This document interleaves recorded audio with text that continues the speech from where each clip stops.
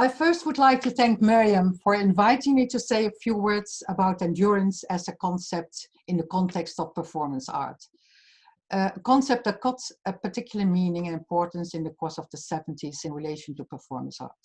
Miriam and I, we know each other from the Apple, an institution, as you probably know, in Amsterdam, where I was a guest teacher for many years.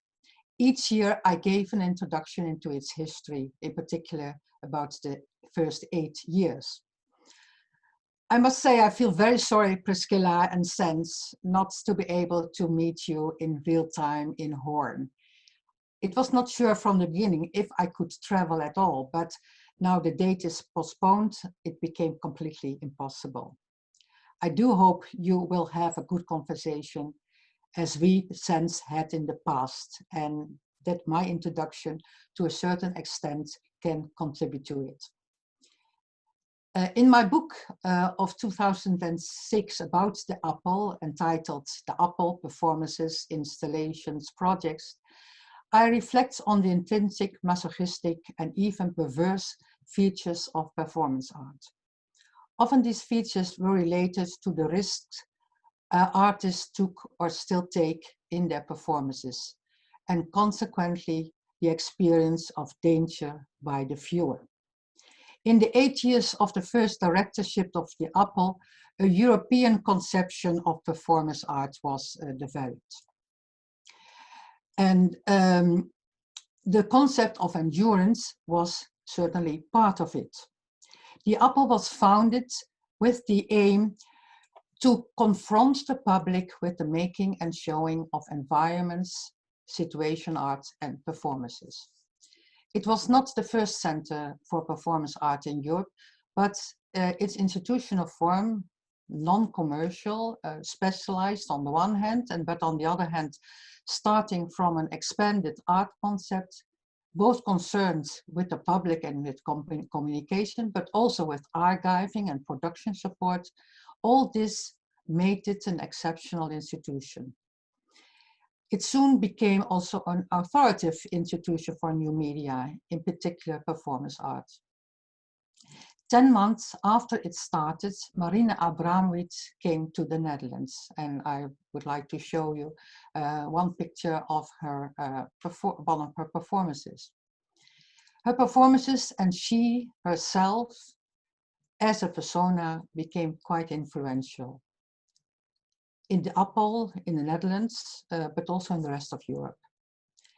And though what she did in her performances seldomly was repeated by other artists, one of the key words connected to her performances, namely endurance, is applicable to many other performances, both of Dutch artists and artists who came from abroad to Amsterdam. Only to mention a few names: Ben Darmayak, Gerrit Dekker, Nicolas Urban, Monique Toubos, James Lee Byers, Gina Pan, Chris Burden, Charlemagne Palestine, and Stuart Brisley, who worked together with Ian Robertson. And I would like to show you one picture of a performance they did in Amsterdam. But what do we understand by endurance? In French, endurance, in German, Ausdauer. In Italian, there's also a not so common expression, la durata. These words all go back to the 15th century, meaning of continued existence in time. I want to stress the word time. Other Italian and Spanish words that we could use are either more related to suffering or to tolerance, which is its primary meaning since the 16th century. The usual Dutch translation is uithoudingsvermogen. The notion tells us something about the capacity of a person to persevere, and not so much about the quality of the act or the event, and neither about the element of time and duration. In that sense, it is comparable to tolerance. Both notions, uithoudingsvermogen and tolerance, focus on the performer and his supposed qualities, while suffering is something the onlooker connects to his observation of the performer. Leidzaamheid is a Dutch word that also comes into mind. These are important features of our perception of performances. I don't want to deny that, but they mislead us at the same time. To understand this, one only has to look at the early and also later performances of Marina Abramovic. And of course, I want to, this picture that you're now going to see now is one of the more earlier performances she did with her partner, Oalai Siepen. And so to understand this, one only has to look at her performances and particularly what she had also to say about her experiences doing these performances. Key is understanding the paradoxical nature of a performance. In her first series, Abramovic stressed the differences with theater performances that are based, as we know, on rehearsal of a text, on repetition, and above all, on suggestion. Soon after, she admitted that she, as a performer, is someone or something else than, for example, she, as a nice host, cooking for her guest the next day after the performance. A cook surprisingly afraid of cutting her fingers, while the day before she defies much more dangerous challenges. Endurance in her work meant to instruct oneself, to formulate and execute a test, and to persevere after hard labor, both physically and mentally. In that sense, endurance is an ordeal, we say in Dutch, een beproeving. I remember a performance artist who called her performances Sisyphean work. Sisyphus, the son of the king of Thessaly, had shown his disrespects for the gods. And when he died at last and sent to the underworld, he got as a punishment for his hubris the eternal task of rolling a huge boulder up a steel hill. And I see some resemblances with the performance of Stuart Bisley and Ian Robertson. Endless and unavailing, because before the stone reached the top, it always rolled back down, forcing him to begin again. In later times, this story was interpreted differently, namely as a sign of the absurdity of human life, but also as a good test of human capacities. The main difference between the story of performances as Sisyphean activities is that it is the artist himself or herself that, so to say, commissions the punishments. For that reason, performance art, especially in the 70s, was silently considered masochistic or even sick. As soon as we use the word ordeal, beproeving, we understand that we are just one step away from suffering, a state of body and soul to which the public usually cannot remain indifferent. In 1998, the American art historian Cathy Odell wrote a book entitled Contract with the Skin, Masochism, Performance Art in the 70s. Accidentally, the artists she took as examples in this book all played an important role in the early history of the Appel and of European performance art. What is particularly important to her argument is that she describes the relation between the performer and the audience as one based on a pact or contract. I would like to add to that for this pact or contract, the element of duration in general is fundamental. Now that we live in Corona times, we are maybe even better equipped to understand this in all its nuances. Coming back to what I said about theater and how performance art relates to theater, it is important to understand that there is a major difference between the contract of the audience that goes to a theater to see a theater piece of, for example, the three sisters of Jekyll, or that is announced as having a duration of, for example, 2 hours and 30 minutes, without mentioning that the audience is expected to remain seated in silence. This is all what we are experienced, and we know that it happens this way.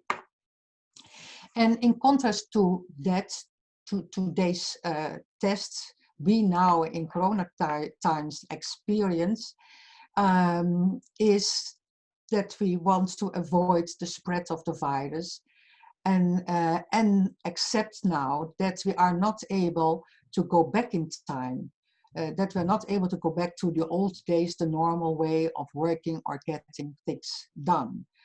So in that sense, we experience something of an endurance and of an ordeal. If I would have more time, I would have liked to elaborate a lot more about the notions of time and duration. But I hope that these examples make clear that talking about endurance is also talking about tests, about promises, about contracts, about tolerance, about masochism and suffering, all involved to reach a certain goal. Only in a communication with the other through mutual observation, the ultimate test of endurance becomes apparent and convincing. It never can be a play, just a play. That is also to say, it never should be only suggestion of something else. I spoke about the tension between theater and performance art, but in fact also between art and daily life. In these endurance-related performances, often called also live art, the central idea of art as representation was replaced by that of presentation, of presentness in time and place. We talk about context as a historical notion, and so the question arises, how topical still is endurance in relation to artistic practices today? I think this is the question Hotel Maria Kapel has in mind in organizing this meeting.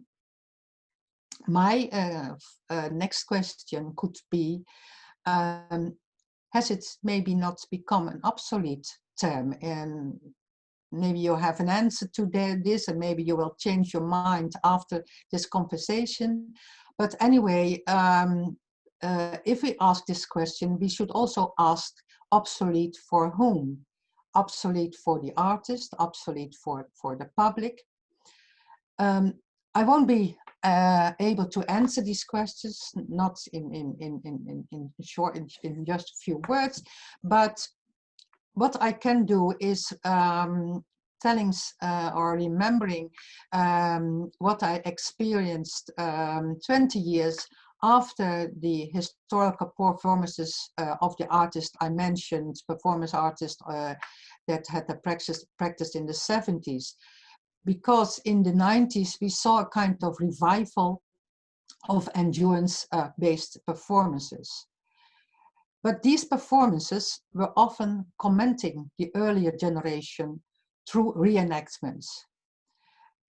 Artists who took an already existing performance or a performance practice to replay it, not literally in the sense of copying it, but more to comment on it or to revive it. And since you know all about this, and maybe you can tell also more about this after my introduction.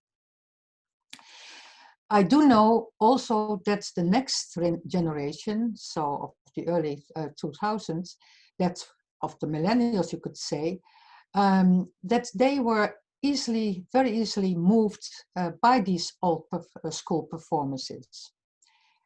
Is this surprisingly, if we look at the profile of a millennial? The profile of a millennial is more that he is focused on hedonism, etc., on pleasure,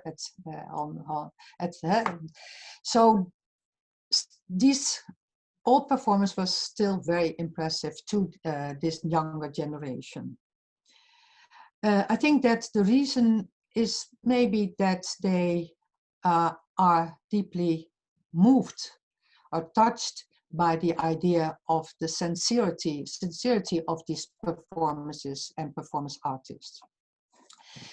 The experience of these performances offers a counterbalance, you could say, to hedonism, and also maybe to the superficiality of daily life.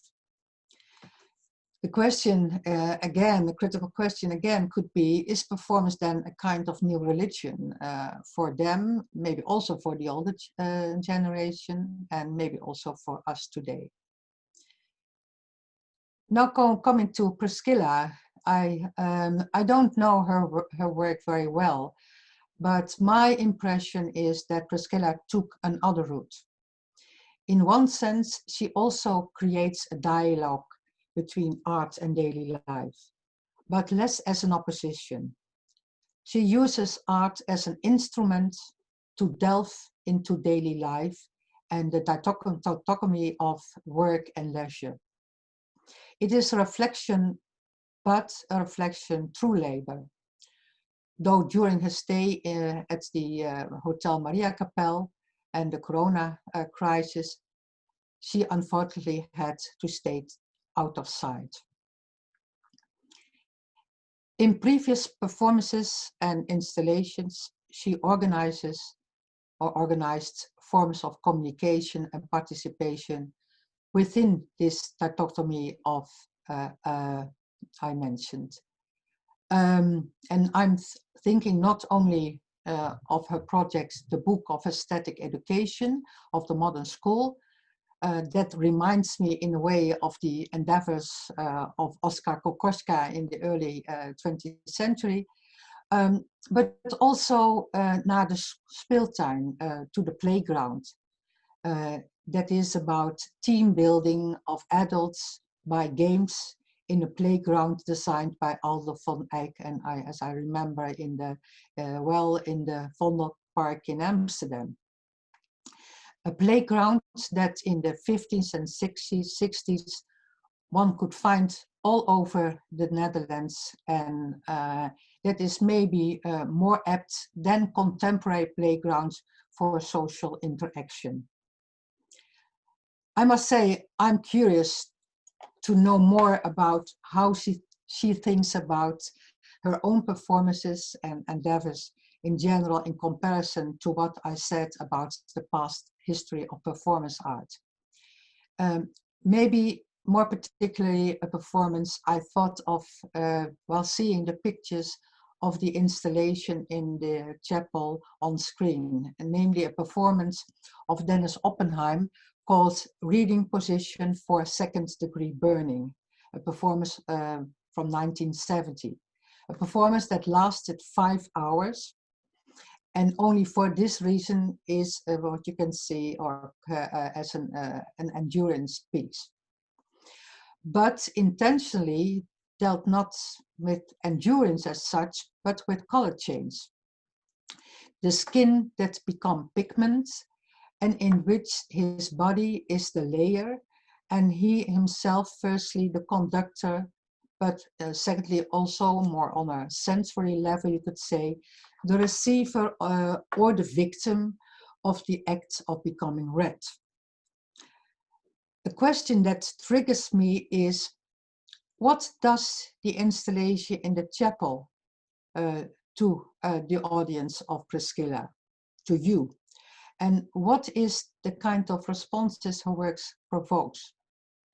These questions, I think, can best be answered by you, seeing it in real place and time. And so this is my last sentence. I think I have to give the floor to you, and I thank you for your attention. Goodbye.